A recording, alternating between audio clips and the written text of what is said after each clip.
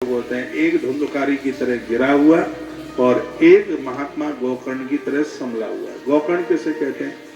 जो कानों से अच्छा सुनकर जिसने अपना जीवन बदल दिया, उसी का नाम गोकर्ण है। कानों से सुना हुआ ज्ञान जिसके पास, कान परिपक्व होने चाहिए। परमात्मा ने कान दो दिए, इसलिए इधर से सुनो, अच्छी बातें अंदर पहुंचा दो, गड़बड़ बातें इधर का दरवाजा खुला रखो, बाहर निकालो। चुगली सुनिए मत, बुरा सुनिए मत। गाय मारने का पाप उन्हें लगता है जो इन कानों से किसी की चुगली, किसी की बुराई, अपराधों की बातें सुनते हैं। रामायण में इस बात का बड़ा प्रमाण है। हरि हर निंदा सुन ही जो काना, कोई पाप गौ घात समाना। माता पिता से नहीं बनती है, कोई बात नहीं, उनकी निंदा मत सुनिए। गुरुजनों से नहीं बनती है, कोई बात नहीं, उनकी निंदा मत सुनिए। आप मंदिर नहीं जाते हैं, कोई बात नहीं है, लेकिन देवताओं की निंदा नहीं सुनिए। और यदि निंदा सुनेंगे, बुराई सुनेंगे, तो हमारा पतन होने में बिल्कुल भी देर नहीं लगेगी। बहू बिल्कुल आपको रोटी नहीं देती है, उसकी निंदा नहीं सुनिए, बुराई नहीं सुनिए। सास मां से बिल्कुल भी न बनती हो, लेकिन उसकी बुराई नहीं सुनिए, निंदा नहीं सुनिए। इसके लिए बड़ा विरोध किया। धुंधकारी वह है जो अज्ञान से भरा हुआ है, और महात्मा गोकर्ण वह है जो कानों से अच्छा अच्छा सुनते रहे। सार सार को गई रहे, थोता देही उड़ाए। ऐसा महात्मा गोकर्ण, जिसने अपने पिता को क्या कहा सुन लीजिए। बहुत अद्भुत प्रवचन है उनके मुंह से निकली बात का, पिताजी न चंद्रस सुखम किंची न सुखम चक्रवर्तना। ये मृत्यु लोक है, कितना भी धन कमा लो, पूरी दुनिया की गाड़ियां तुम्हारे नाम कर दी जाए, माता तुम्हारे नाम सब ज्वेलरी कर दी जाए, अच्छी अच्छी सूरत की साड़ियों की जितनी भी, बनारस की साड़ियों की जितनी फैक्ट्री है वो सब आपके नाम कर दी जाए, और सिगरा माल टाल है वो सब आपके नाम कर दिया जाए। ये ग्रंथ इस बात को चुनौती के साथ कहता है, ये सब वस्तुएं तुम्हें शांति नहीं दे सकते, ये सब वस्तुएं तुम्हें सुख नहीं दे सकते। सुख मिलेगा जब एकांत में बैठोगे। पूरा दिन भर भीड़ भाड़ में रहते हो, सुबह शाम थोड़ा अकेले में बैठिए और अपने आप को पूछो कि तुम कौन हो, कहां से आए हो, क्या करना है और कहां जाना है। तो अंदर से आवाज आएगी, और अंदर से आवाज आएगी, गीता का श्लोक निकलेगा, ममई वांसो जीव लोके जीव भूता सनातना, तुम उस परमांसी के एक अंश हो तुम। तो धरती पर कुछ अच्छा करने के लिए ईश्वर ने तुम्हें भेजा है। आप सरकारी आदमी हो उदाहरण के तौर पर, और भारत सरकार किसी काम के लिए तुम्हें परदेश भेज दे और वहां पहुंचकर उल्टा पुल्टा काम करना शुरू कर दें, तो सरकार नहीं बचा पाएगी। भैया उल्टा पुल्टा किया है, दंड मिले। हम और आप उस भगवान के द्वारा भेजे गए हैं, और भगवान को हम अति प्रिय हैं, लेकिन हम कुछ गड़बड़ी करते हैं, गलत काम करते हैं, तो फिर हमें वो नहीं बचा पाता। मैंने इतनी बार कहा है, हमें और आपको जो भी कुछ मिल रहा है हमारे किए गए कर्मों का ही परिणाम है, इसलिए अपने कर्मों को नहीं बिगड़ने दें बिल्कुल भी। 84 लाख योनियां होती हैं, हमारे ग्रंथों में वर्णन है। 83,99,999 योनियां भोग योनि, जिन्होंने जो गलतियां की हैं उस कष्ट को भोगने के लिए आए। एक ही योनि ऐसी है जो भोग योनि नहीं है, जो कर्म योनि है, वो है मनुष्य की योनि है, जिसमें विशुद्ध पवित्र कर्म करके इंसान भगवान तक बन जाता है, उसकी यात्रा भगवान तक पहुंचती है। इसलिए कर्म हमारा अच्छे कुल के पाप को धोता है। हमारे कर्म पवित्र होने चाहिए, विशुद्ध होने चाहिए। उसके लिए हमें गोकर्ण बनना पड़ेगा। गोकर्ण ने कहा, पिताजी न चंद्र से सुखम किंचन, इस धरती पर इंद्र भी आ जाए तो उनको सुख नहीं, चार मुंह वाले ब्रह्मा जी आ जाए तो उनको भी सुख नहीं है। यदि कोई सुख से रहना चाहता है, सुख चाहता है, तो सुख मस्ती वृत्तस्य मुंड एकांत जीवन। प्रकृति ने सब कुछ तुम्हारे लिए दिया है, लेकिन इनका उपभोग मत करो, जरूरत से ज्यादा इन्हें अपने पास मत रखो। 1939 में श्री बिरला जी ने अपने पुत्र वसंत के लिए एक पत्र लिखा था। आज गूगल ने अपने बहुत पाम फैलाए हैं, तो मेरे निवेदन पर इस पत्र को आप पढ़ लेना। 1939 1939 में ये चिट्ठी उन्होंने लिखी अपने बेटे के लिए। उन्होंने लिखा, चिरंजीव वसंत, हम लोगों ने बड़ी मेहनत की है तब ये सब कुछ पाया है। हमें सब किसी ने पैसे ही दे के नहीं चला गया, हमने दिन रात काम किया है, मेहनत की है, सब परिवार ने इकट्ठे होकर के मेहनत की और तब ये सब तंत्र बना करके तैयार किया गया। हम दानशील लोग हैं, हम दान पुण्य करते हैं, इसलिए करते हैं कि परमात्मा ने हमें जो दिया है, हमारी जरूरत से ज्यादा दिया है, वो बांटने के लिए दिया है। मैं बहुत संक्षेप में सुना रहा हूं। उन्होंने कहा, पुत्र, जिस कंपनी में प्रोडक्शन होता है, चीजें बनती हैं, यदि कमाएगा पैसा, अर्थ अच्छे कामों में नहीं लगेगा, तो इस फैक्ट्री के जो औजार हैं वो शैतान के हथियार बन जाएंगे। इसलिए इस धन का सदुपयोग होना चाहिए। तुम्हारे पास पैसा है, मैं तो नहीं रखता, इस पैसे का विनियोग कैसे किया है, खर्च कैसे किया है, ये ध्यान से सुनना बेटा, ये मायना रखता है। और ये संपदा कभी किसी की नहीं हुई। उन्होंने कहा कि पहला खजाना स्वस्थ शरीर है, इसलिए व्यायाम करते रहना, भोर में जल्दी जागना। और उन्होंने एक बड़ी अच्छी बात कही, बेटा खाने के लिए मत जीना, जीने के लिए खाना।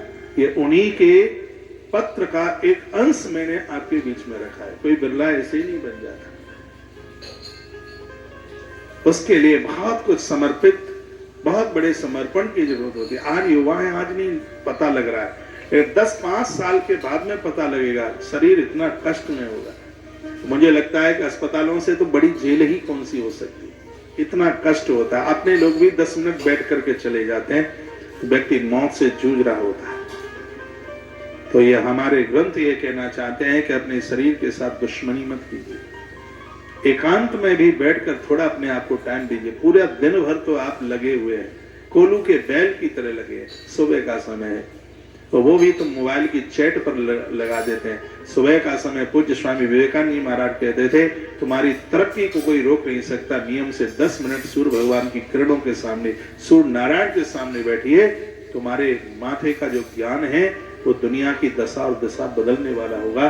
सूर्य भगवान के सन्मुख बैठने का इतना बड़ा प्रभाव है। अपने बच्चों को कहिए, छोटे छोटे बच्चों को हनुमान चालीसा पढ़े। हनुमान जी विज्ञान है, हनुमान विज्ञान। हनुमान के ऊपर तो पीएचडियां होनी चाहिए, सर्च होना चाहिए। हनुमान जी लंका जाते हैं, अब मैं राम कथा नहीं सुना रहा हूं आपको। तो वो जामवंत उनकी टोली का कैप्टन है जामवंत। जामवंत ने कहा था, तुम्हें पता है कि तुम्हारा जन्म क्यों हुआ? राम काज लग तबे अवतारा। तुम प्रभु के कार्य के लिए तुम चल करके आए हो। थोड़ी सी मिनट हम आपकी और लेंगे, फिर आरती का समय हो रहा है। तुम भगवत कार्य के लिए तुम आए हो। हनुमान जी गर्जना करते हुए खड़े हुए और वह अपने कैप्टन से बोले, यह कार्य पूरा होगा। क्या कहा कि यह कार्य पूरा होगा? तो जामवंत जी ने कहा कि अभी तुम गए तो हो नहीं और तुमने परिणाम घोषित कर दिया, काम पूरा होगा। हनुमान जी ने कहा कार्य पूरा होगा। का कैसे होगा? का इस कार्य को करने से पहले मुझे उत्साह हो रहा है। जिस कार्य को करने में आपको उत्साह होता है उसी कार्य को कीजिए। उस कार्य को कोई रोक ही नहीं सकता, उसमें आप असफल हो ही नहीं सकते, उसमें आपको सफलता है। हनुमान जी तो विज्ञान है। तो पूज्य स्वामी विवेकानंद जी महाराज कहते थे, 10-15 मिनट आप सूर्य नारायण के सामने बैठे। तुलसी को भी आप अंदर रख दोगे, सूर्य की किरणें न मिले तो पेड़ सूख जाता है। हमारी बुद्धि का विकास सूर्य नारायण के पास में, उनकी किरणें। जिन बच्चों की हाइट नहीं बढ़ रही है, अभी छोटे बच्चे, नारियल का तेल लगा उनके शरीर पर और सूर्य भगवान की किरणें पड़ रही है, थोड़ा सा उनको छत पर जहां भी खूब धूप से मिल जाए। और ये मौसम सीजन तो बहुत बढ़िया है उसके लिए। इससे बच्चों की ग्रोथ बढ़ती है, मानसिक ताकत बढ़ती है, मानसिक शक्ति बढ़ती है। कुछ ऐसा हो, अकेले में थोड़ा बैठिए, भगवत जप कीजिए, ओम शब्द का उच्चारण मेरे साथ बैठिए, थोड़ा ऐसे करके ऐसे। आप 20-25 मिनट भी, प्रत्येक दिन 20 मिनट भी आप ओम ओम शब्द का उच्चारण आप करेंगे। लगभग 900 बार आपने ओम ओम शब्द का उच्चारण किया, 1 महीने में 3 से 5 किलो आपकी बॉडी का वजन कम हो जाएगा। ये तो एक ऐसी अग्नि है जो चर्बी को गला करके बाहर निकालती है। बैठिए, ये हथेली ऊपर हो।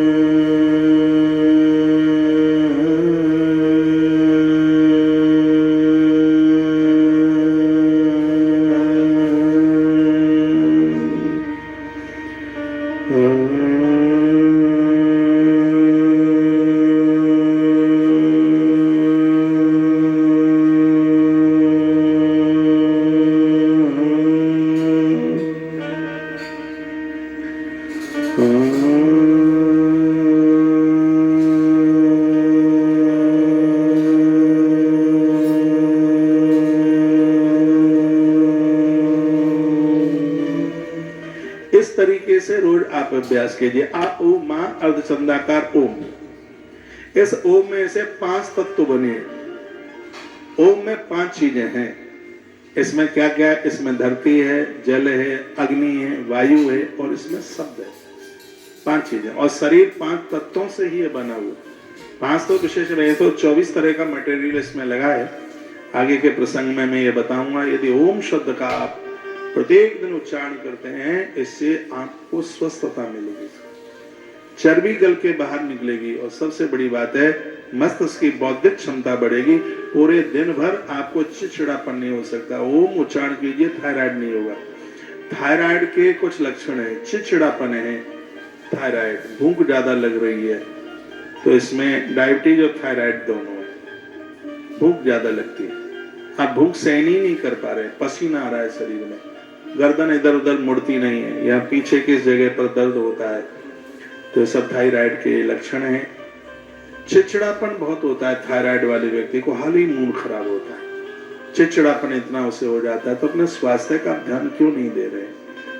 उसके लिए एक्सरसाइज बहुत ज्यादा जरूरी है, व्यायाम बहुत ज्यादा जरूरी है, मेडिटेशन, उसके लिए आप योगा डेली करें। भगवान श्री कृष्ण 125 साल 7 महीना धरती पर रहे, लगभग 126 साल, लेकिन भगवान अपने आप में स्वस्थ थे, क्योंकि भगवान नित्य योग करते थे कृष्ण, इसलिए तो उन्हें योगाचार्य कहा है। ग्रस्त के लिए भी, चलो मैं नहीं कहता बाबा जी बन जाए, साधु बन जाए, संत बन जाए, लेकिन समय आने पर आपको गृहस्थ से, ग्रस्त का मतलब इसमें मांगे बहुत है, इसमें जरूरतें बहुत है, जिसमें हाथ फैला ही है। राहु केतु अस्त हो सकते हैं, लेकिन ये घर की समस्याएं कभी अस्त नहीं होती, इसलिए गृहस्थ है। तो समय आने पर उससे भी आपको दूरियां बनानी होंगी। बेटे को भी बेटा हो गया, अब तो पति और पत्नी एक अच्छे वातावरण के साथ तीर्थ यात्रा करें, भगवत नाम लें, अच्छी जगह बैठें, अच्छे लोगों के पास जाएं। वानप्रस्थ जीवन तो इसलिए 60 के बाद में, ये तो हमारे तो वेद में तो 50 के बाद का ही वर्णन किया। 50 के बाद देखो अंक बदलता, 50 के बाद क्या है? 51, यानी घर में रह लिए, वन की तरफ आ जाइए। चलो ठीक है, यहाँ गवर्नमेंट ने भी 10 साल ज्यादा बढ़ा दिए हैं, तो कलयुग में आयु कम है, उम्र कम है। तो जब आप 60 के हो, 65 के हो, तब तक तो घर की जिम्मेवारियां पूरी हो जाए।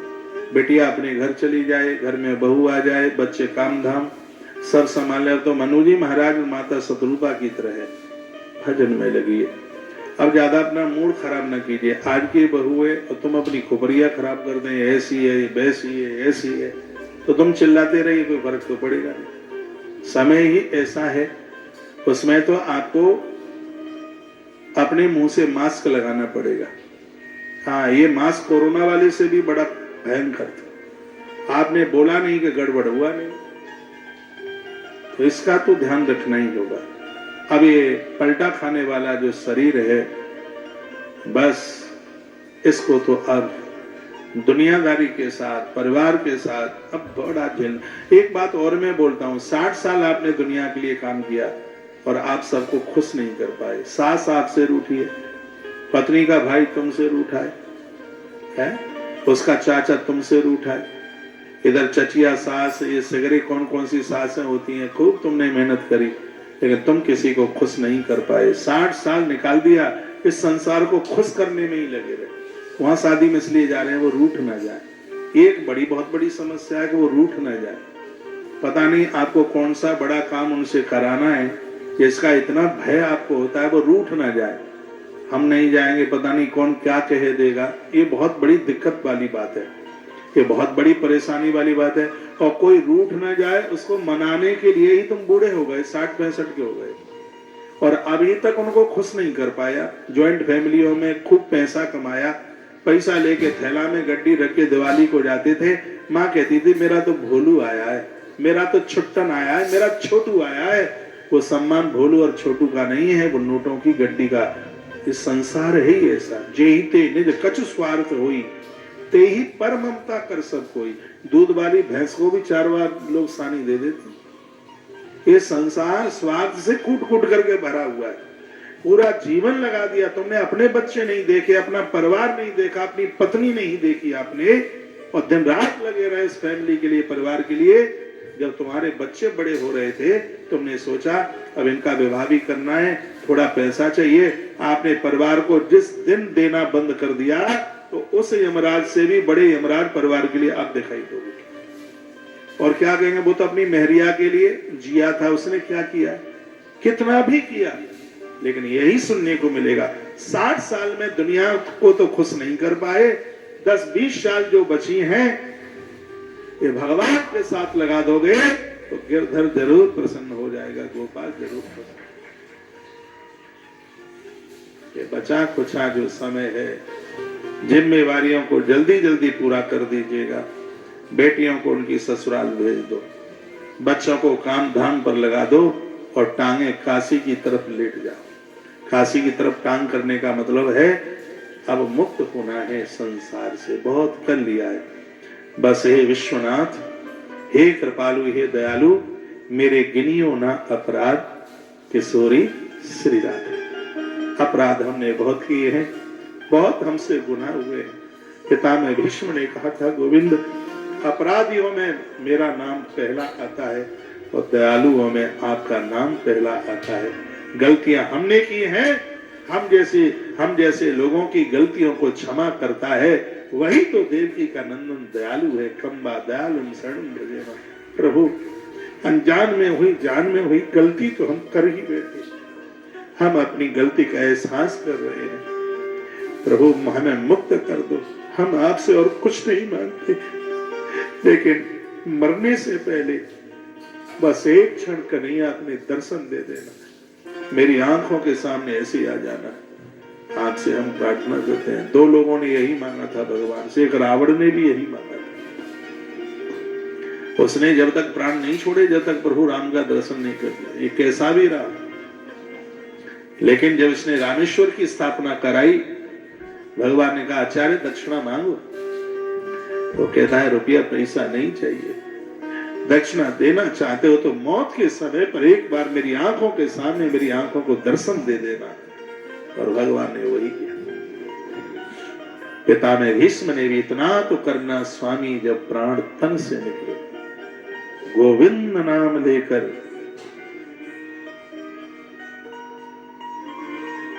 शर्म नहीं है, गोविंद नाम लेकर जब प्राण तन से निकले, इतना तो करना स्वामी जब प्राण तन से निकले। बचाओ कुचा जो जीवन है इसको ईश्वर के साथ जोड़ो। पंचमुखी बालाजी मंदिर के आसपास आप रहते हैं, जैसे अभी आए हैं आप, आते रहिएगा। यहाँ जो छोटे हनुमान जी है मंदिर में बड़े प्रभावशाली, बहुत ज्यादा धार्मिक जगह है, पारमार्थिक जगह है। यहाँ भी आपके आसपास जो भी कोई देवालय है, मंदिर है, वहां जाते रहिए। ना पता हो तो मैं निवेदन कर देता हूँ, श्रद्धा से मंदिर में एक बार दर्शन करने से 10 अश्वमेध यज्ञ करने का फल प्राप्त होता है, ऐसा हमारे ग्रंथों में है। ये सब चीजें बनावटी नहीं है और अनादिकाल से है। सतयुग में मंदिर था तो वर्णन है, त्रेता में महाराज जनक के बगीचे में मंदिर था, सतयुग में उपमन्यु का मंदिर था ग्रंथों में, द्वापर में तो बहुत मंदिरों की बात कही गई है, कलयुग में तो मंदिर है। जब हमारी संस्कृति के ऊपर बहुत बड़ा कुठाराघात हुआ तब हमारे सनातन को बचाने में कामयाब मंदिर ही हुए थे। इन मंदिरों से हमारी संस्कृति सुरक्षित बनी रही। आपके गली मोहल्ले में आसपास मंदिर है, आप कहीं यात्रा में जाते हैं और देखो वो उसमें लिखा है, गरुड़ पुराण में लिखा है, जब आप गया जी की यात्रा के लिए जाते तो उसमें कुछ नियमों का वर्णन किया। उसमें कहा कि गांव में कोई मंदिर है उसमें स्नान कीजिए, गांव की परिक्रमा लगाइए और खाली पेट जाइए, भोजन नहीं कीजिए। जो कोई गया जी के लिए जाता है उसके नियम इसमें लिखे हैं। क्या करना है, कहा भोजन बना लो, प्रसाद बना लो, और जब आपके गांव की सीमा निकल जाए तब भोजन कीजिए। हो सके तो पहले प्रयाग जाइए, उसके बाद जब बाल वगैरह उतरवाते हैं तो प्रयाग में ही उतरवा दीजिए। फिर श्री गया जी जाइए और गया जी से जब लौटते हैं तब पहले किसी मंदिर में, किसी तीर्थ में जाइए, उसके बाद अपने घर में प्रवेश कीजिए। ये मंदिरों का महत्व है। और ऐसा नहीं ये बात कलयुग की लिख दी गई है, या अनादि काल की सतयुग की बातें उसमें लिखी गई हैं। आज मंदिरों को समझा नहीं जा रहा है।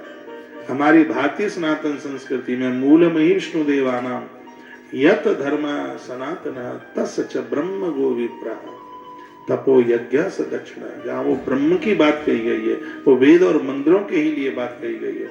मंदिरों की सुरक्षा होनी चाहिए। सब लोग अपने अपने धर्म के लिए जी रहे हैं। उन लोगों को, दूसरे धर्म के लोगों को देखिए, वो अपने धर्म के लिए बड़े कट्टरपंथी हैं। शुक्रवार होना है, ये पड़ा है तुम्हारा। मैं तो अभी सुन रहा था, किसी क्रिकेट प्लेयर ने बल्ला छोड़ दिया, उसका वो समय मस्जिद जाने के लिए उसका वो टाइम हो गया, तो उसने वहीं छोड़ दिया और वो चला गया था। यहाँ तो मंगलवार कब निकल जाता है पता ही नहीं लगता है। शुक्रवार को मस्जिद में भीड़ हो सकती है, लेकिन मंगलवार के दिन भी मंदिर में आरती अकेला पुजारी घुमा रहा होगा, और गली में सैकड़ों लोग रहते हैं। कोई मतलब ही नहीं है। बातें करेंगे, बहुत बड़ी बड़ी तगड़ी बातें करेंगे, और आपके गली मोहल्ले में मंदिर है, उसमें अखंड ज्योत नहीं है, ध्वजा नहीं है, कलश नहीं है। अरे भैया, काय के हम सनातनी है। मैं आपको पुणे प्रसंग में ही लेकर के आ रहा हूं।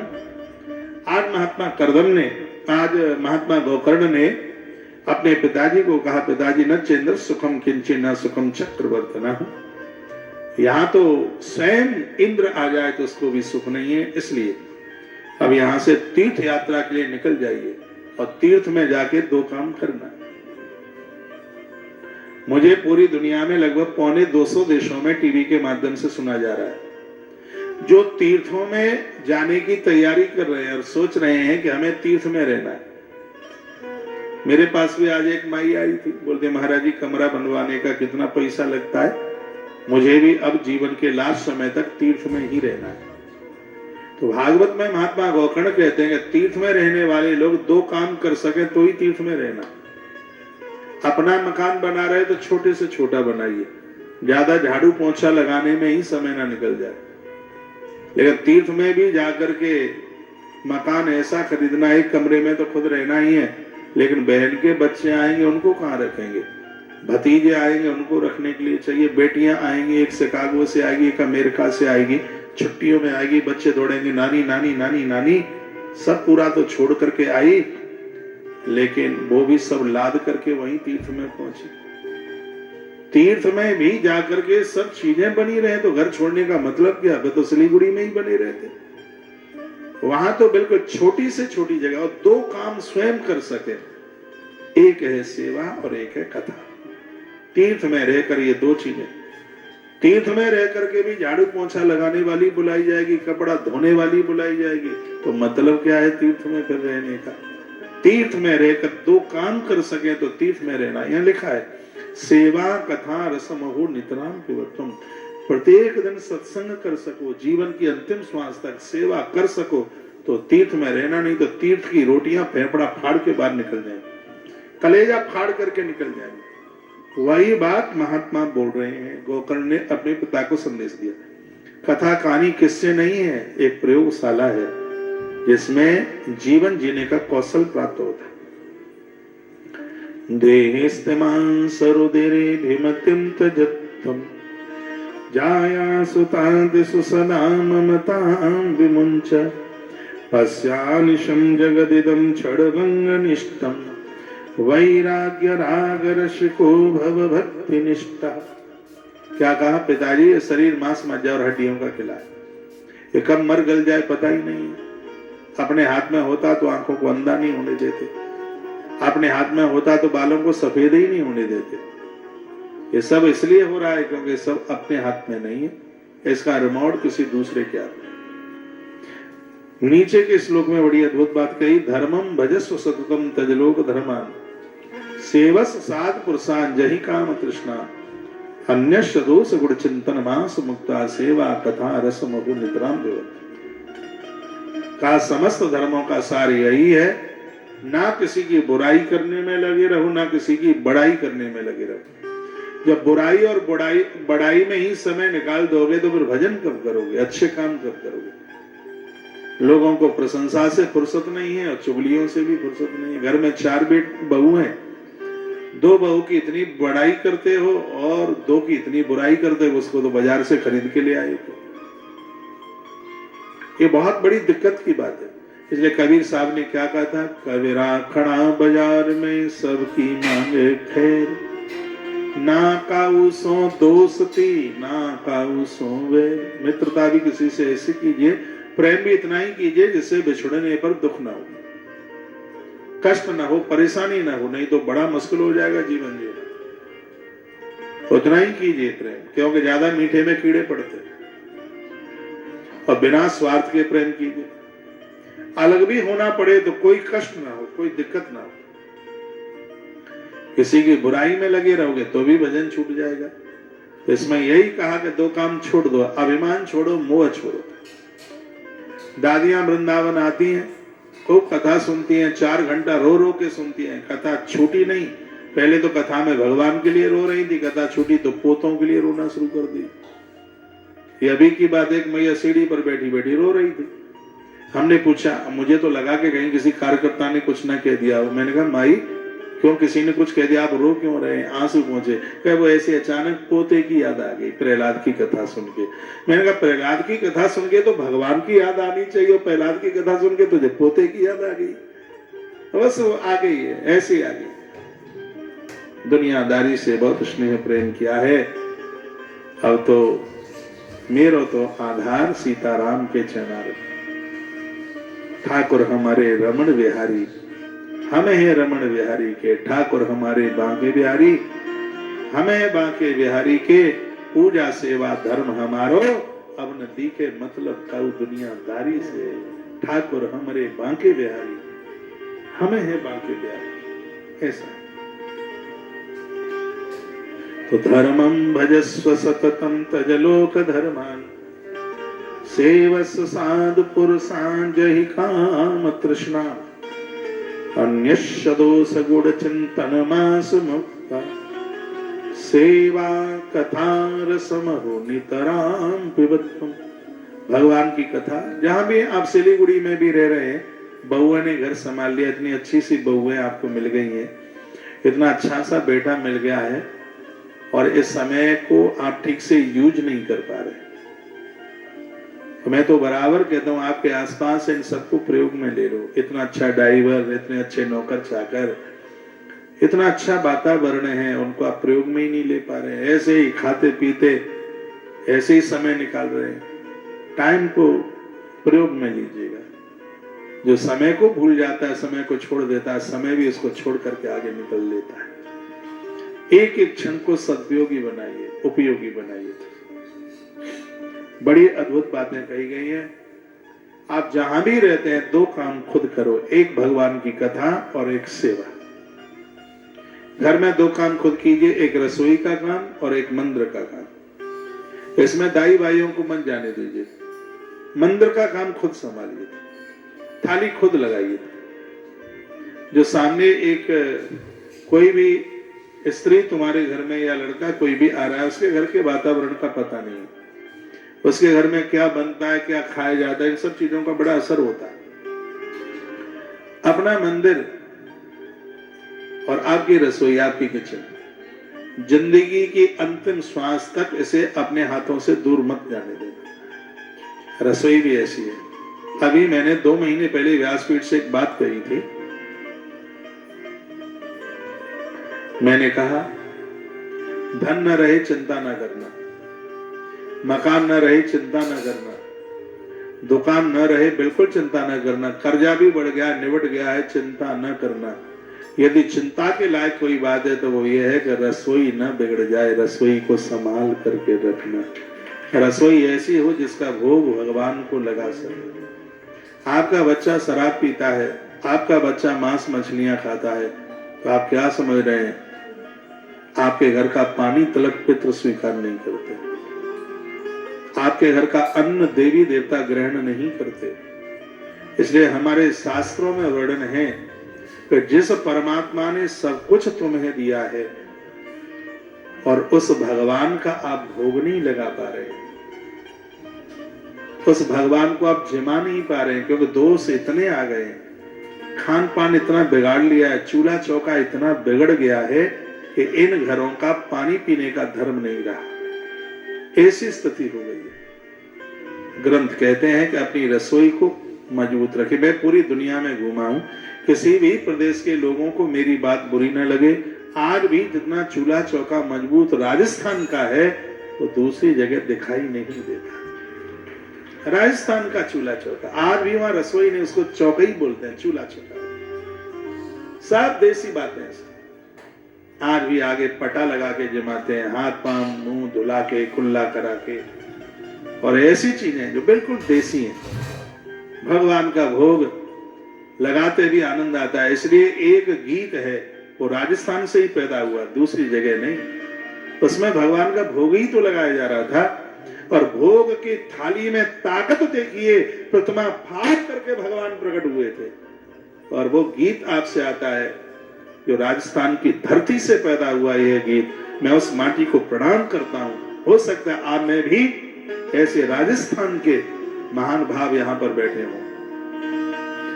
थाली भर कर लाई रे खींचड़ो, ऊपर घी की बाट की।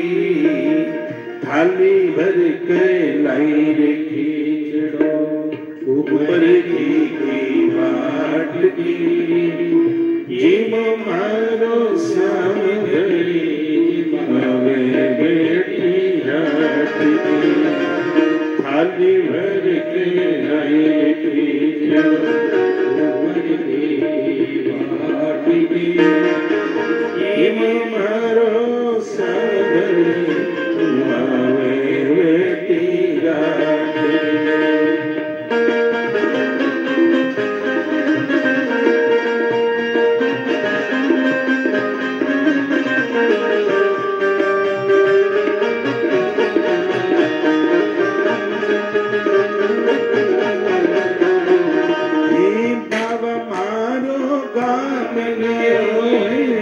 ना जाने कब आवेलो, बाबो मारो काम गयो।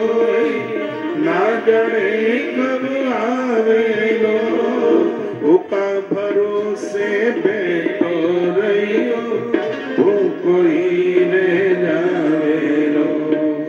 आज जिमाऊ आज जिमाऊ तर खींचड़ो, काल रावड़ी छाछी। जीम मारो सागरी, जिमावे बेटी जात। थाली भर के लाई खींचड़ो, ऊपर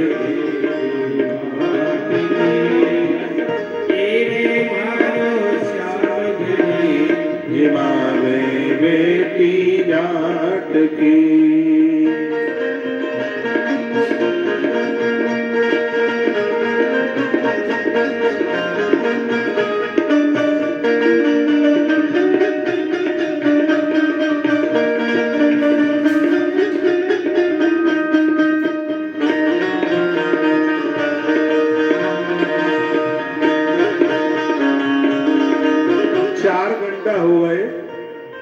बार बार जाके देखती है। कर्मा 5 साल की बेटी थी, पुष्कर में मेला लगता है कार्तिक पूर्णिमा में। माता पिता तो वहां चले गए, बेटी को बोल के गए बेटा जगन्नाथ का भोग लगाना। बार बार जाके देखती है तो कटोरे में से तो खिचड़ा कम ही नहीं होता। उसको लगा अच्छा किवाड़ बंद नहीं किए हैं, लजबंता इलाज लगी होगी, तो दौड़ करके कभी किवाड़ बंद करती है कभी खोलती है। बार बार मंदिर में जुड़ती, बार बार वही खोलती। बार बार मंदिर में जुड़ती, बार बार वही खोलती। कैया कौनी जी मोरे मोहन, करड़ी करड़ी बोलती। तुझी में तो जग में जीऊं, तुझी में तो कृद में जीऊं। मन में कोई नाटकी, जीव मारो श्याम घड़ी, मन बेटी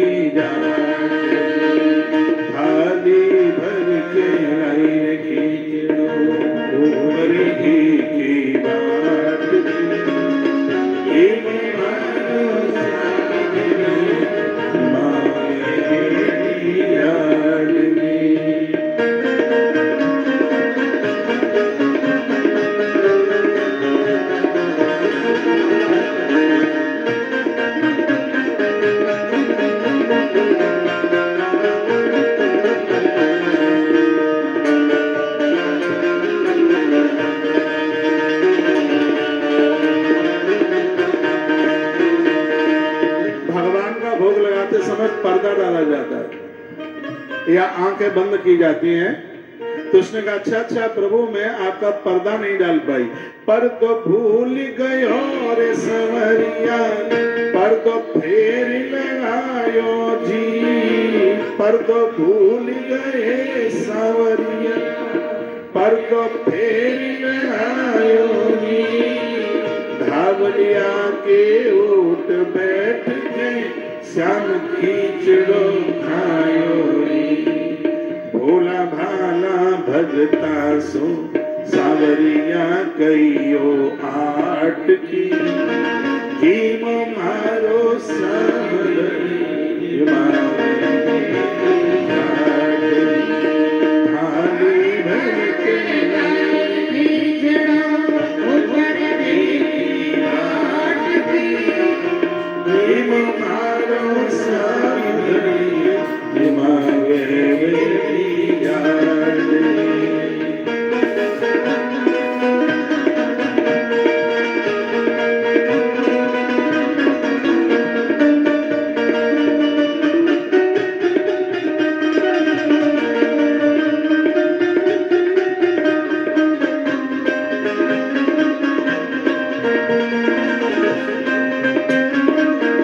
श्रद्धा देखिए।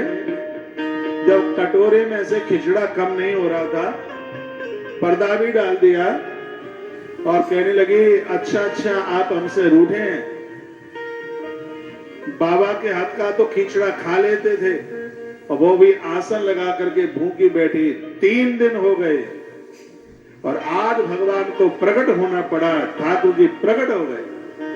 तो भक्त ने क्या लिखा, भक्ति हो तो कर जैसी सावरिया घर आवे हो, भक्ति हो तो कर जैसी सावरिया घर आवे हो। कौशिक भगवत कार प्रभु के हर्ष हर्ष गुण गावे हो। भक्ति हो तो कर जैसी सावरिया भक्ति हो तो कर्मा जैसी सावरिया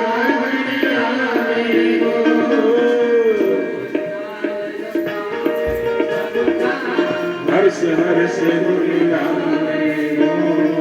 साचो प्रेम प्रभु ते होवे, साचो प्रेम प्रभु से मूर्ति बोले काट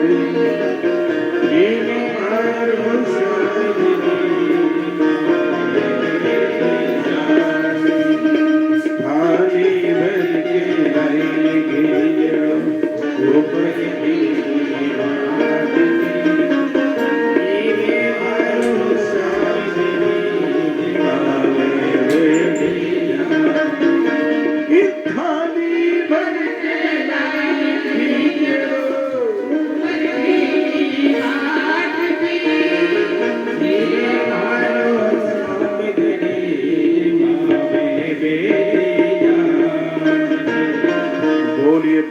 बिहारी लाल की। ये भोग लगाने का प्रभाव आप देखिए।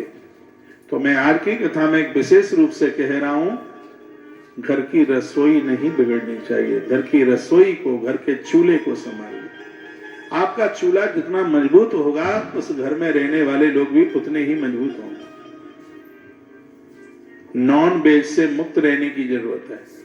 ये पशुओं को मार मार के अपनी चर्बी बढ़ाई जा रहे हैं, यही बीमारी का प्रमुख कारण बन रहा है। कोरोना फैला, 14 लाख लोगों की जान चली गई है। ये तो वो है जो गवर्नमेंट के पास में डाटा है, 14 लाख।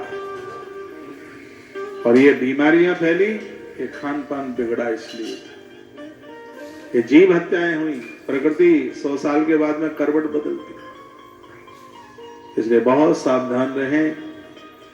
इस तरीके का जीवन जीना है कि हमारे घर के जल अन्न के लिए देवता लोग तरसते रहते, ऐसा जीवन। अब आप कहेंगे अभी तक मछली खाते रहे, अभी तक अंडे बंडे खाते रहे, अब क्या करें? भगवान भुलक पड़े, सौगंध खा लो, अब खाई सो खाई, आगे के लिए राम दुहाई, तो सब पे स्याही पटक देगा। पूरा रजिस्टर क्लियर, बिल्कुल। उलग कड़े, उसे को तो पीछे का याद ही नहीं रहता। आप आगे गलती मत कीजिए, वर्तमान सुधार लीजिए, सब ठीक हो जाएगा। ये लिखा धर्मम भजस्व सततम त्यज लोक धर्मान सेवस्व साधु पुरुषान जहि काम तृष्णा। साधु बनकर घर में भी हो तो भी साधु बन के जियो। साधु का मतलब सधे होकर के जीवन जी रहे। साधु साधना युक्त जीवन जिया जा रहा है, संभल के जीवन जिया जा रहा है। गृहस्थ आश्रम तो तलवार की धार के ऊपर चलना है। बड़ी मुसीबतें, बड़ी परेशानियां, इसमें हर जिम्मेवारी को पूरा करना होता है। 2 श्लोकों में बड़ी अद्भुत बात कही है। आप गृहस्थ जीवन जिए, लेकिन ये भी ध्यान रखें कि शरीर हमारा नहीं है, किसी की दी हुई अमानत है। संपूर्ण धर्म का सार यही है, इस प्रकृति से जितना ले रहे हो उससे ज्यादा इसे करके दीजिए। आप जल पी रहे हैं, ग्रंथों में लिखा है पानी पीने का जो कर्जा है प्रकृति का, वो आप वृक्ष लगा करके ही इस कर्जे का आप निपटारा करें। तत्पश्चात महात्मा गोकर्ण ने ऐसी बातें बताई। उसी समय आत्मदेव ने घर छोड़ा और हरिद्वार पहुंचे, जहां हरि की पौड़ी है, हरि की पैड़ी। श्रीमद् भागवत जी का 10वें स्कंद का पाठ किया। श्री कृष्ण महापनियतम 10मस्त पाठ। भागवत तो बड़ा लौकिक ग्रंथ है, मैंने कल भी कहा था, हर समस्या का समाधान है श्रीमद् भागवत जी में। माइक खोलो भाई। तुलसी माता के सानिध्य में यदि भागवत जी का पाठ किया जाए तो पुरखे तो तर ही जाते हैं, स्वयं का भी कल्याण हो जाता है। आज पूर्णिमा है, बड़ा अद्भुत दिन है। आज का दिन तो अद्भुत है ही।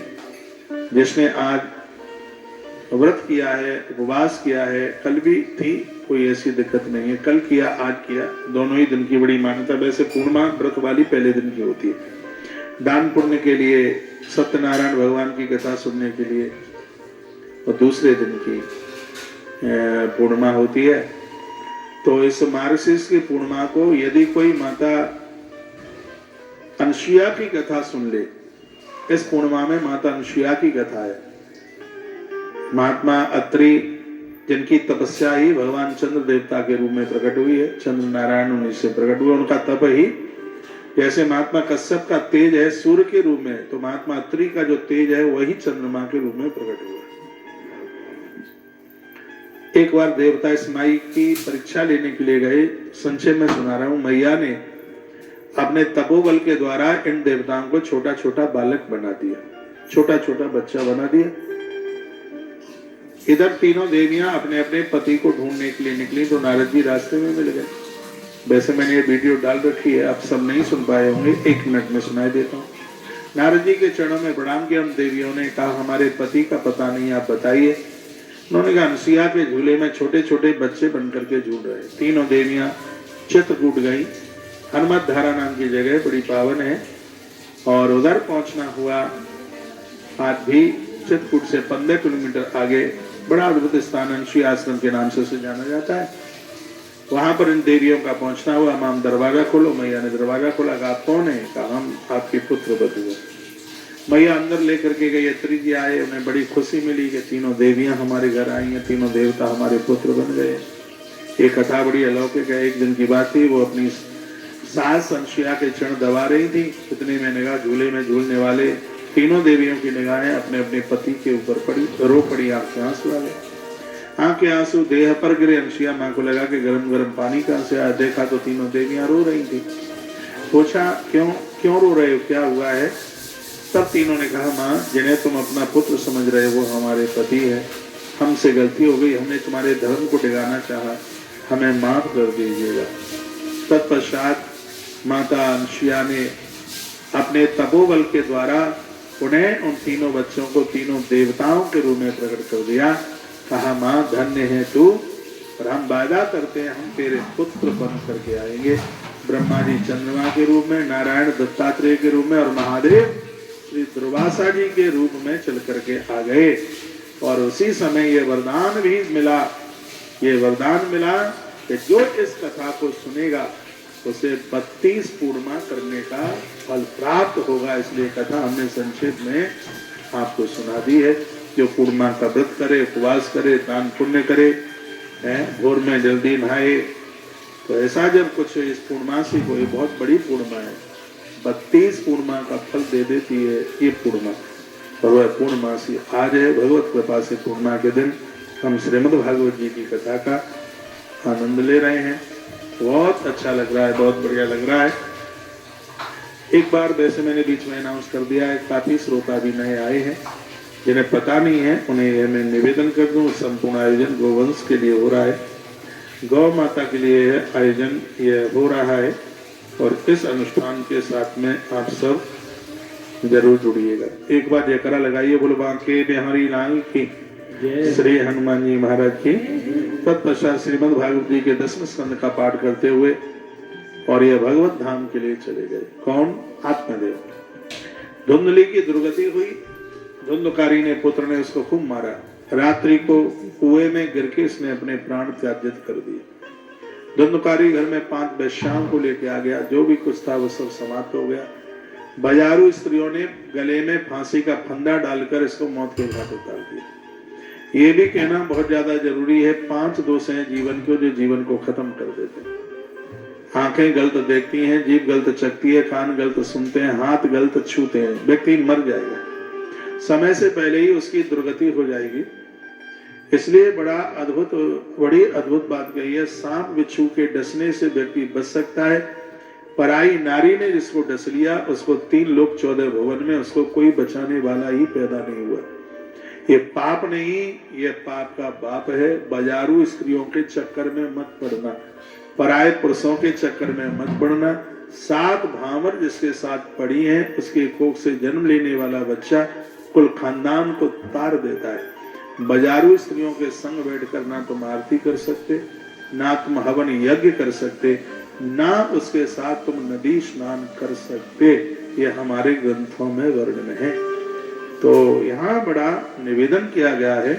इसलिए तो ये विवाह को भी एक 16 संस्कारों में से एक संस्कार माना गया। बिना भांवर के, बिना विवाह के गर्भ में आने वाली संतान को चांडाल कहा गया।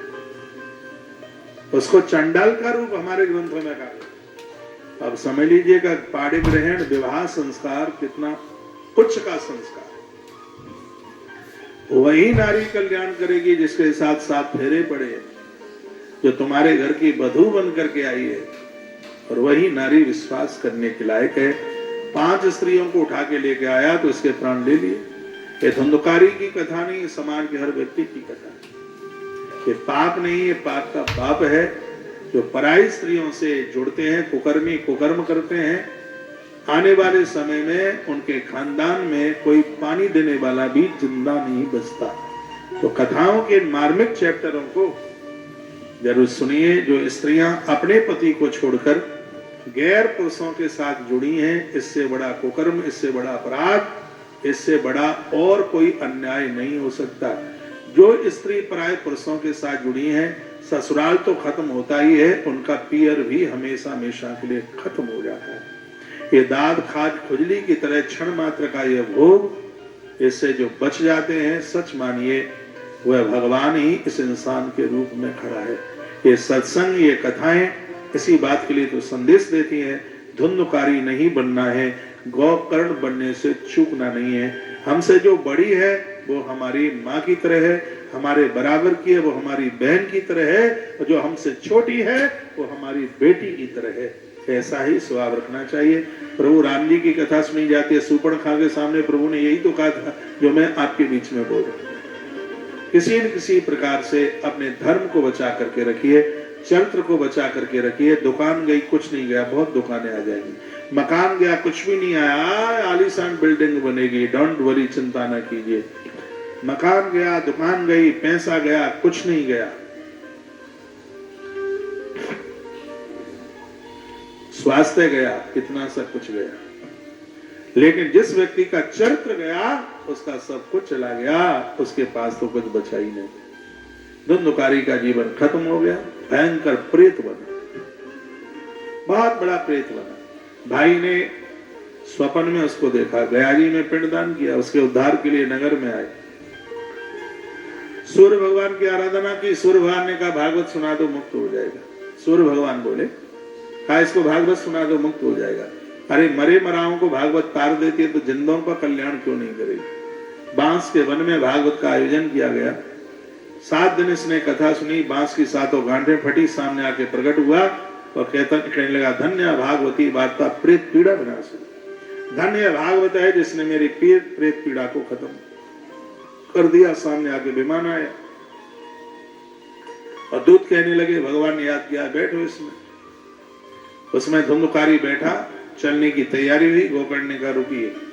कथा तो सब लोगों ने सुनी, लेकिन विमान अकेले इसी के लिए क्यों आया? तो कहा कि सब लोगों ने समय पास किया, कथा झटझटा दी, इधर से सुना इधर से निकाल दिया। इसने कथा को सुना और हृदय में उतारा। 4 घंटा कथा सुनते हैं, मैं तो नहीं है। फिर क्या है, कथा में जो बातें कही गई हैं उसको अपने जीवन में उतारें, ये ज्यादा महत्वपूर्ण है। नहीं तो टाइम खत्म करने वाली बात है। इतनी बातें कथाओं में कही जाती हैं, एक सूत्र भी जीवन में चल के आ जाए तो वही सूत्र हमारा कल्याण कर देगा, आत्म कल्याण कर देगा। द्वारा से कथा कही गई, सबने मन लगा करके कथा सुनी। विमान में बैठकर सब भगवान के धाम के लिए चले गए। महात्मा सांडिल्य ने भागवत का महात्म चित्रकूट में सुनाया है। लोगों का कल्याण हुआ, लोगों का उत्थान हुआ, तरक्की हुई, सब भगवत चरणों को प्राप्त हुए। प्रश्न कर दिया गया, सौनक ऋषि और सूत जी के बीच में तो कथा हुई रही है, लेकिन सनत कुमारों के बीच में देवर्षि नारद जी ने भी कह दिया कि इस कथा को सुनकर सब अपने उद्धार की इच्छा करेंगे। तो ये कथा कैसे हो, कैसे कराई जाए, इसके बारे में आप कुछ बता देते तो आपकी बहुत बड़ी कृपा होती। तब इस कथा के लिए कुछ नियम विधि का वर्णन किया गया है। कहा गया है, 1000 बेटियों का संपूर्ण विवाह करने से जो फल प्राप्त होता है, कथा का यजमान बनने पर वही फल प्राप्त होता है। ये बहुत पुण्यों से मिलती है, कदाई नोटों से नहीं, धन से नहीं। ये तुम्हारी कृपा पाई कोई कोई, ये भगवान कृपा करे तभी ये संभव है। कहा गया पहले मुहूर्त निकलवाया जाए, 1 आध महीने पहले से तैयारी की जाए, और बेटी के विवाह में जितना खर्चा होता है कम से कम उतनी तैयारी की जाए। उस बेटी का विवाह किया है तो उसको 1 ही गुना कन्यादान का फल मिलता है, लेकिन भागवत की कथा कराने से 1000 बेटियों का विवाह करने का फल तत्काल प्राप्त हो जाता है। ऐसा वर्णन किया गया। जगह बहुत अच्छी हो, धार्मिक पारमार्थिक स्थान हो, खुली हुई जगह हो। लिखा है, विशाला वसुधा यत्रा कर्तव्यम तत् कथा स्थलम। कथा स्थल को देखा जाए जहाँ लोगों को आने जाने में कोई किसी भी प्रकार की दिक्कत न हो, ऐसी जगह पर आयोजन कराया जाए। फिर यह भी कहा गया, दूरे हर कथा के दूरे चा अच्युत कीर्तना। दूर भी कथा होती है तो भी कथा को बिल्कुल भी नहीं छोड़ी। यहाँ तो पैदल से चल के हम जाते हैं, यदि सिर के भर भी चलना पड़े तो भी कथा को नहीं छोड़िएगा। फिर पूछा गया, कथा किससे सुने? कथा में तो विशेष रूप से कोई बात है, वो वक्ता के ऊपर है। कहा गया, विरक्तो वैष्णवो विप्रो वेद शास्त्र विशुद्ध कृत। जब कथा अनुष्ठान के रूप में बात कही जाती है तो कथा ब्राह्मण के मुख से ही सुनने का फल है, सिर्फ ब्राह्मण के मुख से। ये ग्रंथ लिखा है। ये कोई जातिवाद वाले बहुतों के तो मुंह लटक जाते हैं कि तुम जातिवाद की बात करते हो। मैंने कहा, मैं कभी जातिवाद के पक्ष में ही नहीं हूँ। जातियों को कभी नहीं मिटाया जा सकता। कैसे मिटा दोगे? जो चीज भगवान ने बनाई उसको मिटा कैसे दोगे? जाति नहीं मिटनी चाहिए, जातिवाद मिटना चाहिए। अब मुंह से चाहे सो कह दो, आप कोई भी अपनी बेटी किसी को कैसे दे देगा? उसमें तो सब गोत्र वगैरह देखा जाता है, सब कुछ देखा जाता है। जाति कैसे मिट जाएगी? कोई मतलब ही नहीं होता है। जाति मिट गई, वर्ण संकरी औलाद पैदा नहीं हो जाएगी, सब दिक्कत नहीं हो जाएगी, परेशानी नहीं हो जाएगी। जाति मिटनी चाहिए, वो जाति नहीं मिटनी चाहिए, जातिवाद मिटना चाहिए। ये जातिवाद जो खड़ा हुआ है, हम पंडित हैं, हम ठाकुर हैं, हम ये हम वो हैं, ये नहीं, जातिवाद नहीं। जाति भले ही हो, जातिवाद नहीं होना चाहिए। अब इस ग्रंथ में लिखा है, इस कथा को कहने वाला विरक्तो वैष्णवो विप्रो, विरक्त हो, धन की लोलुपता न हो, संतुष्ट ब्राह्मण हो, विरक्त वैरागी है, वैष्णव है, सनातनी है, विप्रो ब्राह्मण है, वेद शास्त्र शुद्ध कृत, उसको वेद और शास्त्रों का अनुभव है, दृष्टांत कुशलो धीरो, एक एक प्रसंग को समझाने के लिए उसके पास एग्जाम्पल की क्षमता है। उसके पास धीरो, धैर्यवान है, क्रोध नहीं करता, वक्ता कार्योत निष्पर, व्यासपीठ पर बैठकर किसी की बुराई नहीं करता, किसी का अपमान नहीं करता, यह है वक्ता के अंदर गुणवत्ता होनी चाहिए, एक क्वालिटी होनी चाहिए उसके पास। शुद्ध संस्कृत का अनुभव हो, उसका अध्ययन हो, उसने वेद और शास्त्रों को, ग्रंथों को ठीक से मार्मिक स्थिति से पढ़ा हो। व्यासपीठ से ऐसे वक्ता के मुख से कथा सुनने पर शीघ्र ही कल्याण होता है, आनंद ही होता है। और मैं तो कहता हूं कि भागवत जैसे पवित्र ग्रंथ की कथा ब्राह्मण को ही करनी चाहिए। आप तो सगरे कर रहे भैया हैं, मूड मुड़ाए 3 गुड़ मिटे चांद की खाज, और खावे को लडुआ मिले लोग कहे महाराज, वही है।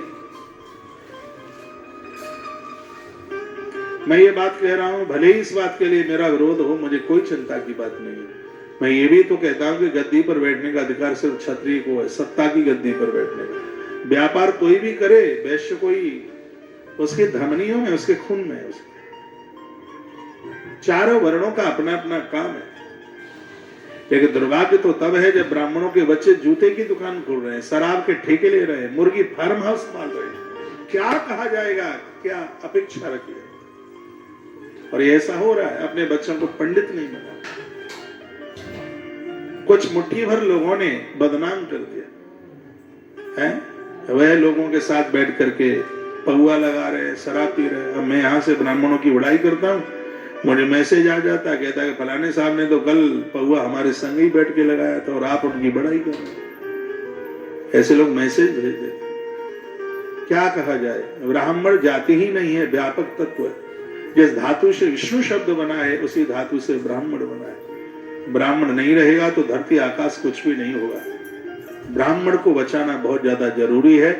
और ब्राह्मण तब बच पाएंगे जब मंदिर सुरक्षित बने रहेंगे, और मंदिर तब सुरक्षित रहेंगे जब ब्राह्मण जिंदा बना रहेगा, नहीं तो मंदिर नहीं रहेगा। सब उल्ट पलट जाएगा। गौ माता को बचाना, बेटियों को बचाना जितना जरूरी है, ब्रह्मत्व को बचाना उतना ही जरूरी है। ब्राह्मण नहीं होंगे तो यज्ञ कौन कराएगा, फेरे कौन डलवाएगा, ये सब होंगे कैसे? यज्ञ नहीं होगा तो श्रीमद् भगवत गीता कहती है वर्षा बंद हो जाएगी, अन्न धन पैदा बंद हो जाएगा, सृष्टि का क्रम ही रुक जाएगा। सृष्टि के आरंभ में सबसे पहले 4 ही चीजें पैदा हुई थी। एक थे अग्नि देव, दूसरे थे ब्राह्मण देव, तीसरे थे वेद, और चौथी थी गौ माता। ये 4 थे। 4 को अलग कर दीजिए, कोई यज्ञ हो ही नहीं सकता। 4 को अलग कर दें। अग्निदेव पवित्र हैं, सृष्टि के आरंभ में सबसे पहले प्रकट हुए। अग्नि, वेद, ब्राह्मण और गौ माता, ये चारों चीजें एक साथ प्रकट हुई हैं, और ये चारों पुरुषार्थों के प्रतीक हैं। धर्म, अर्थ, काम और मोक्ष के ये प्रतीक हैं। इनका होना धरती पर बहुत ज्यादा जरूरी है। पूर्णिमा के दिन, गुरुवार के दिन इन्हें बुलाओ, घर पर कथा कराओ, जो बने सोने दक्षिणा दो। इस दुनिया में सबसे सस्ता ब्राह्मण है ये।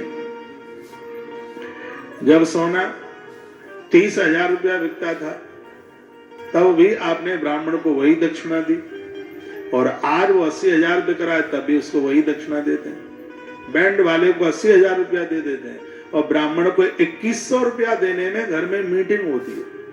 जब उसको जाना होता है, फेरे पड़ गए हैं, वो कहता है साहब जी, सेठ जी, जजमान जी, अब हम जाना चाहते। तो सेठ जी आंखें निकालते हैं, ब्राह्मणों ने नाक में दम कर दिया है, बिल्कुल पता नहीं तुम्हें बुला लिया, हमने क्या गुनाह कर दिया है?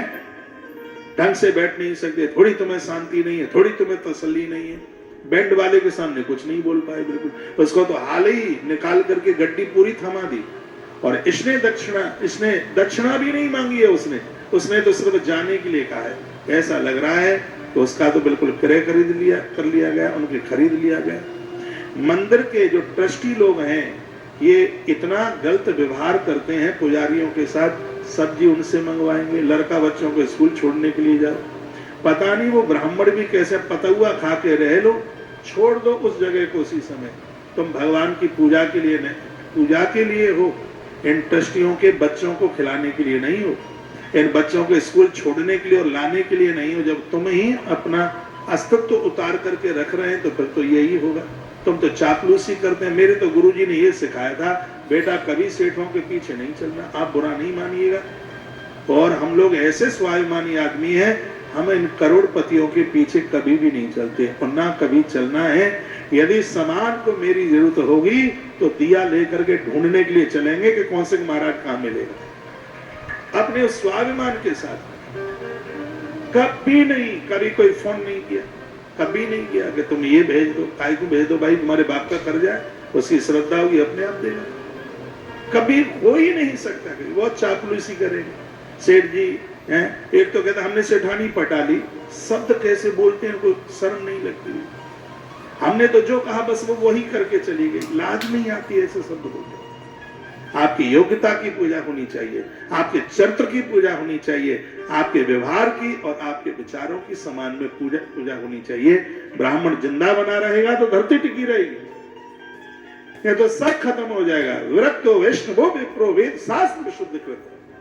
भागवत जैसी पवित्र व्यासपीठ पर बैठने का अधिकार ब्राह्मण को है। सिर्फ ब्राह्मण के घर में जन्म ले लेने से ही खाली ब्राह्मण नहीं, वह अपने कर्म से भी ब्राह्मण होना चाहिए, अपने स्वभाव से भी वह ब्राह्मण होना चाहिए। 5:30 बजने को जा रहा है, तो मैं संक्षेप में इस बात को समेट करके कहना चाहता हूं। कथा में किसी प्रकार का विघ्न न आवे तो वर्णन पंच विप्राणाम कथा भंग निवृत्तये। 5 ब्राह्मणों का वर्णन कीजिए जो जप करें, पाठ करें, अनुष्ठान करें। भागवत के पाठ की बड़ी महिमा। यहाँ भी पाठ, जहाँ चौकियां बनी है, आचार्य राममोहन शास्त्री जी भागवत जी का पाठ कर रहे हैं।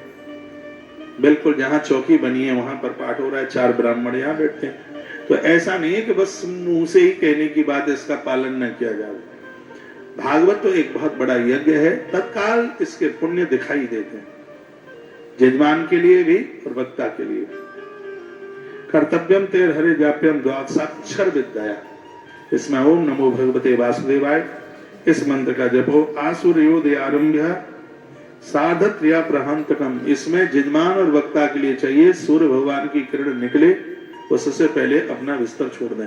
जो एकादशी का व्रत करते हैं वो सुन लो, जो 8-9 बजे जगते हैं, सूर्य उदित होने के बाद जो जागते हैं, सूर्य की किरणें निकलने के बाद में जो नहाते हैं, उन्हें 11 करने का कुछ भी नहीं मिलता। 11 क्या कोई भी व्रत क्यों ना हो, इसमें सूर्य उदय के पहले ही जगना होगा। वक्ता और यजमान सबके लिए कहा गया है, सबके लिए सुधा सूर्योदय आरंभ। सूर्य भगवान के निकलने से पहले अपना बिस्तरा छोड़ दीजिए, नहा धो करके तैयार हो जाइए, समय पर वेदियों का पूजन हो। कथा विराम कर्तव्य मध्यान्ह घटिका द्वयम्। इसमें लिखा है 12 घंटे में से 1.5 घंटा निकाल दो, 10 घंटे कथा होनी चाहिए, 10 साढ़े 10 घंटे। ना आज सुनने को कोई तैयार, ना सुनाने को कोई तैयार। घंटा 2 ही घंटा कथा हो जाए तो ही बहुत।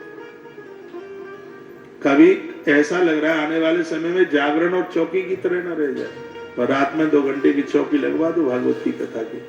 सुनने वाला नहीं, सुनाने वाला नहीं। सुनने वाले को टाइम नहीं है, सुनाने वाले को बैठने की क्षमता नहीं। और सुना कहां से दे? रटंतु कथाएं, डायरियां तैयार करके कथाएं, तो कथा में मन कम लगता है, ध्यान उधर ज्यादा रहता है कि पूरा 8 बोल देंगे तो कल क्या बोलेंगे, यही होता है। तो कथा में मन नहीं लगता, कथा में मन नहीं लगता। कथा में तो एक मटेरियल गया पूरा आज ही इसलिए 10 मिनट में भजन दे, भजन दे, भजन दे, भजन। वो जो मटेरियल कॉपी बना करके तैयार किया, तो रजिस्टर बनाए गए छोटे छोटे, पहले दिन के लिए इतना, दूसरे दिन के लिए इतना, तीसरे दिन के लिए इतना, और आज ही ज्यादा टाइम दे दिया तो कल के लिए मटेरियल कहां से आएगा? ऐसा भी होता है। वक्ता और श्रोता को चाहिए समय से जागे, कथा ज्यादा से ज्यादा हो। इसमें 1.5-2 घंटे के विराम की बात कही है। सूर्योदय पहले कथा ऐसी होती थी, पहले वक्ता भागवत जी का पाठ करता था। हमने बड़ी लंबी कथाएं करी हैं। 9 बजे कथा शुरू होती थी, 1 बजे छूटती, फिर 3 बजे कथा शुरू होती थी, वो 7 बजे छूटती थी। पंजाब के बॉर्डर पर एक जगह हमारी कथा हुई, बिल्कुल पाकिस्तान का बॉर्डर था, फिरोजपुर। 2 शिफ्ट की कथा थी। सुबह की कथा 9 बजे शुरू होती तो 2 बजे छूटती, और शाम की कथा 7 बजे होती तो 11 बजे छूटती। चौथे दिन की कथा थी, उस दिन कृष्ण जन्म था। पहले की कथा, सुबह की कथा 9 बजे से 2-2:30 बजे तक छूटी, फिर कथा 3 साढ़े, फिर कथा 7 बजे शुरू हुई। 10 बज गए, कृष्ण भगवान नहीं आए। 11 बज गए, 12 बज गए, रात का 1 बज गया, 2 बज गया। श्रोता भी बड़ा मस्त, सब बैठे रहे जम के। रात के 2 बज गए, भगवान नहीं आए। 3 बजे, 3:30 बजे, 4 बजे, 4:15 बजे भगवान 4:15 बजे कन्हैया पांडाल में आकर के प्रकट हुए। हमारे साथ एक बंगाली भाई था, ऑर्गन बजाता था। वो दोनों कान पकड़ करके कहता है राधा कृष्ण का मंदिर बगल में है, मैं उनकी सौगंध खा करके कहता हूं कि कौशिक महाराज के संग अब कथा में कभी नहीं आऊंगा। हर तो संगीत वाला तैयार नहीं होता, बैठने की क्षमता नहीं।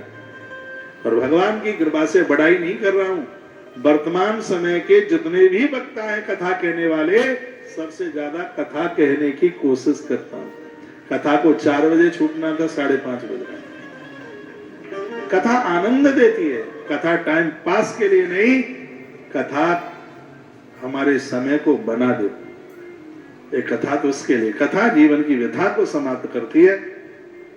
तो वर्णन किया गया है कि मलमूत्र यार्थमी लत्वाहारम सुखावह, इतना खा के आइए कि बीच में मलमूत्र के लिए जाना ना पड़े, नहीं तो कथा का फल सीधे 50% कटता है। बीच में पानी पीने के लिए जाओ, बाथरूम के लिए जाओ, तो उसका पुण्य बिल्कुल लेवल नीचे चल के आता। इसलिए इसमें फलियार की बात कही है, इसलिए इसमें लघु आहार की बात कही है। भोजनम तो ब्रह्मण्य कथा श्रवण कारण, कथा के बीच में लहसुन प्याज बिल्कुल ना खाए। कथा के बीच में अदरक भी नहीं लिया जाता, सलगम इत्यादि भी नहीं ली जाती, इसमें हींग इत्यादि मूली वगैरह भी नहीं ली जाती।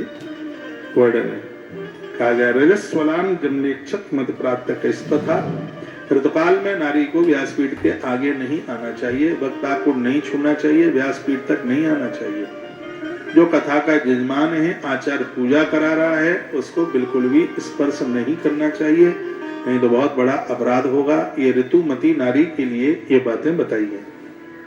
विप्रेभ्यो आज के भ्यसा वित्तमन्नम च दीयता, वक्ता संग में आने वाले आचार्य ब्राह्मण खुश होकर के जाएं, प्रसन्न होकर के जाएं, खूब ज्यादा से ज्यादा उन्हें दक्षिणा, आदर, मान, सम्मान, कपड़ा लत्ता, सब बातों का वर्णन किया गया। कथा के तत्पश्चात यज्ञ जरूर हो, हवन